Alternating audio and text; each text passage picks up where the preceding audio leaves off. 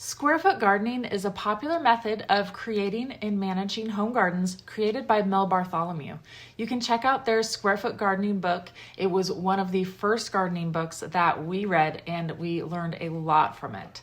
This method allows one to maximize their garden's potential in a small space, reducing the amount of time and resources needed. With square foot gardening, you'll divide the space into small square growing sections that are 1 square foot.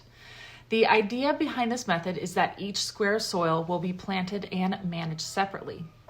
Square foot gardening is an easy and efficient way to create a small yet successful garden in any environment. Not only is it a great option for small spaces, it can also be adapted to use in a larger garden plot if desired as well. Check out the section of each plant details in our app that shows the recommended number of plants you can grow per square foot.